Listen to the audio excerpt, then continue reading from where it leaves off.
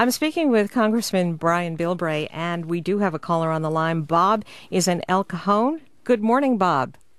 Yeah, good morning. Excuse me. I'm on this subject, and I want to talk to Bilbray. You know what? I can't see why not moving them up here to Pendleton. That'd be a good place for them. You think those Marines are going to let them people get away and do anything harming? You know what the Marines are like. That'd be a heck of a good place for them. They'd be secure, and they'd be surrounded.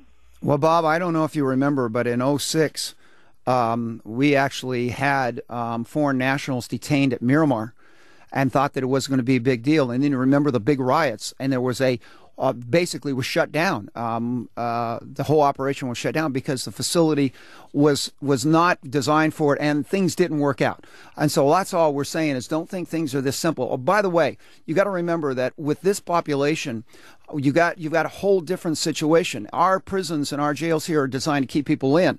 We have learned from history that you also, with the terrorists, have to keep people out because you actually can have armed insurgents go after that. And then there's an issue that we don't talk a lot about, but one of the things we've done with Guantanamo is make sure that there is not a public record of who is working at Guantanamo because of the risk and the threat to family members. These are all issues that we don't talk about a lot, but have to be considered before we get into this. And the Marines that can defend themselves in Miramar and Camp Pendleton, but remember there are family members and there are connections there that we don't think about when we talk about the operation of a county facility or state facility that we have to consider with this. Does that satisfy you, Bob? If you put them on Miramar, yeah, well, that's too close into civilization. If you put them on Pendleton up there, look at where it's at. It's way out. Sure, you got people living there, but it's way out, and you got a lot of territory there. I can't see anything wroong with it. Okay, well, just let you remind you that Pendleton and Miramar are right in the middle of one of the largest metropolitan areas in the world, where right now you have a facility that's surrounded on three sides by the Caribbean and one side by communist Cuba got into it. And that's one of those things. You were actually making a transition into about the border violence issue. But we have so many people want to talk to you about Gitmo. Go ahead. Suzanne is in La Jolla. And Suzanne, good morning. You're on These Days. Yes, good morning. I have a question about the kind of people that have been held at Guantanamo. I know that I guess I'm wondering if they have been, prosecuted, or are they all guilty? Are they innocent? How many have been tortured? And is really the question NIMBY, not in my backyard? Who wants a tortured foreigner to move into our city who feels wronged by us?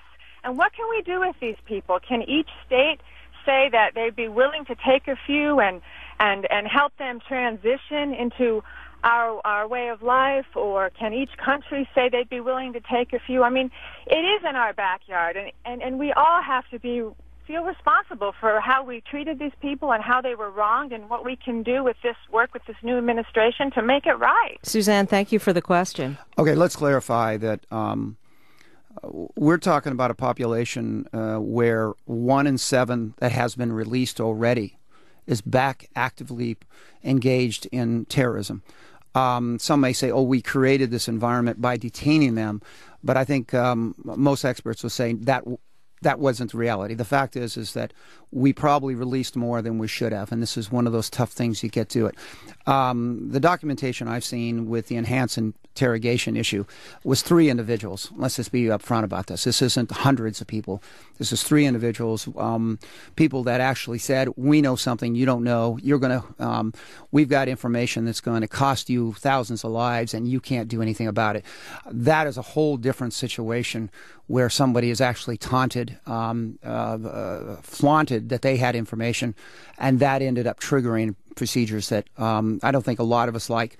But this is not an issue of these detainees falling in that category. This is general population.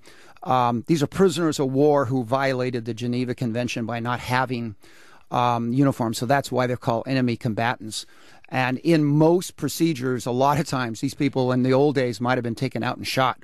I don't purport that and support that, but I think that these are processes that we have to work through, and it's very, very complicated.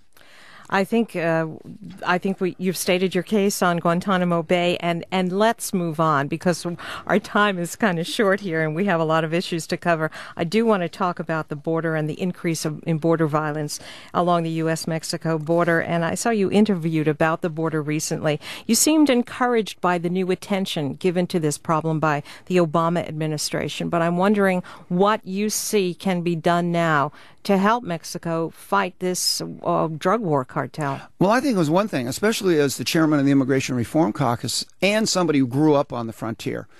I have an obligation to sort of really try to let Washington know what we know here, and that is the whole border region has been ignored, and there's been a game of perception being more important than reality. Right now, Mexico is fighting for its life, and we have a vested interest in what happens south of the border.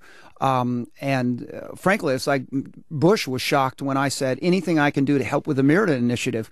And he said, why? I said, because I'd rather win this battle in the streets of Tijuana than San Diego.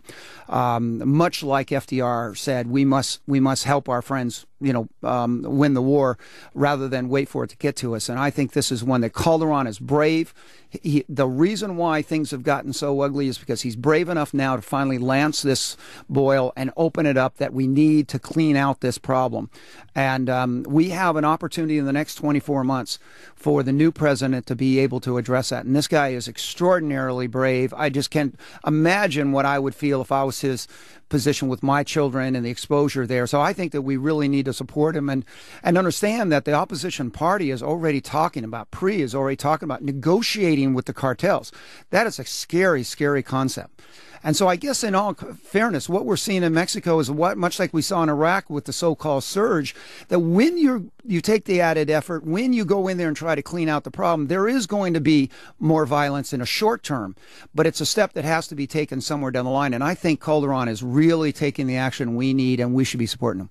We have to take a short break. When we return, I'll continue the conversation with Congressman Brian Bilbray, and we'll be taking your calls, as many as we can, when These Days returns in just a few minutes.